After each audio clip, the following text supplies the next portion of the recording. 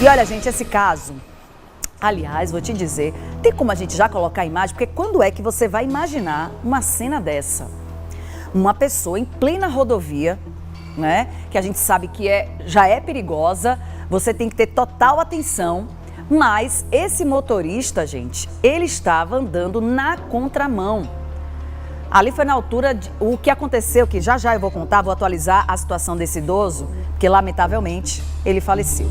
Ele não resistiu aos ferimentos, porque depois de ter sido flagrado, né, por algumas cenas como essa, como alguns registros, teve um acidente. Ele se chocou com um caminhão e não resistiu aos ferimentos, e a atualização desse caso é de que esse idoso morreu. Já a gente vai trazer mais detalhes, mas está aí o momento, né, depois da colisão entre o caminhão e esse motorista, esse idoso que estava nesse veículo, que até agora estamos tentando aí entender o que aconteceu antes para que ele andasse dessa forma nesse veículo, em alta velocidade, na Via Lagos, bem ali na altura de São Pedro.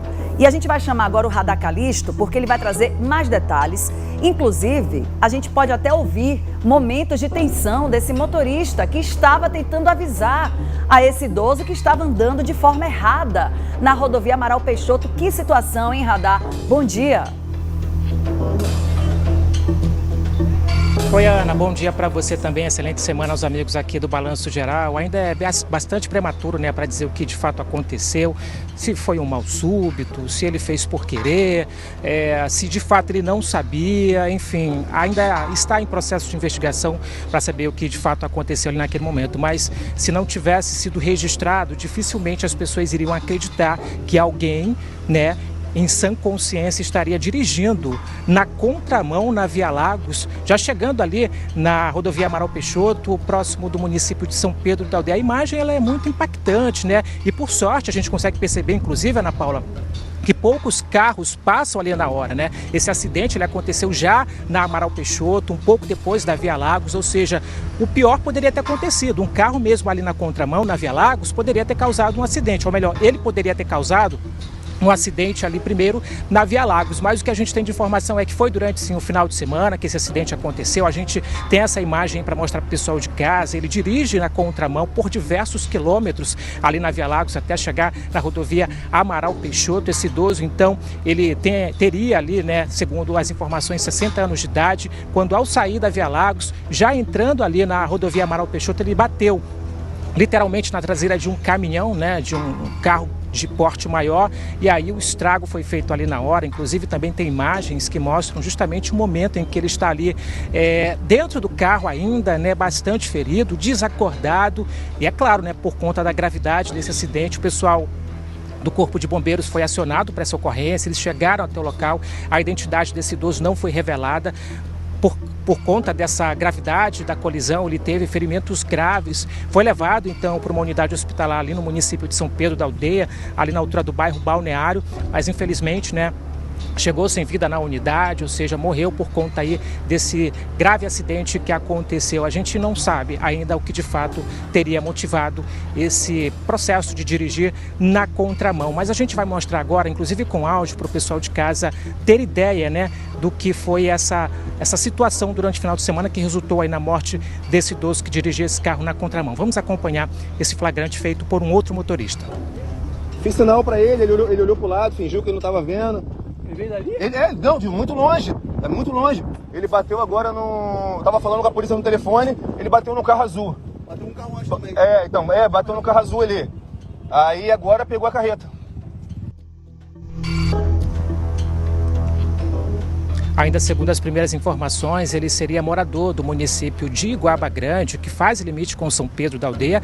Inclusive, era esse trajeto que ele estava fazendo ali nas duas rodovias, Via Lagos e também na rodovia Amaral Peixoto, saindo do município de Iguaba, partindo para São Pedro da Aldeia. Infelizmente, ele perdeu a vida e, felizmente, ninguém mais ficou gravemente ferido nessa situação. Lamentável, mas é um registro de imprudência no trânsito que resultou nesse óbito, Ana Paula.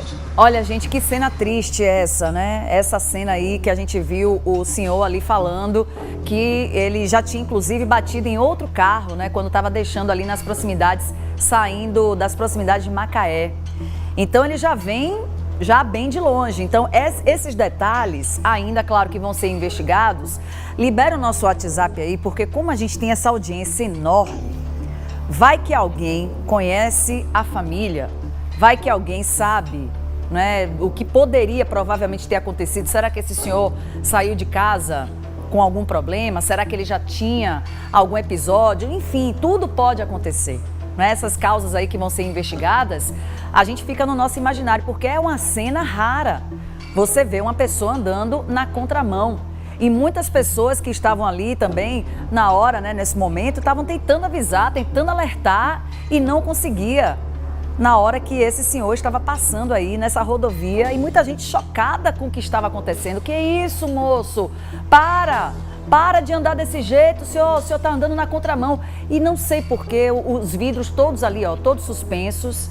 A gente não sabe se ele não estava ouvindo, se realmente era a intenção dele, o que estava acontecendo com esse senhor, que estava vendo, ele estava dirigindo e ele estava vendo os outros carros vindo na direção contrária. Mas ele não parava de jeito nenhum. Será que ele não sabia? Será que ele sabia? Será que foi intencional? Tudo isso vai ser investigado e precisa.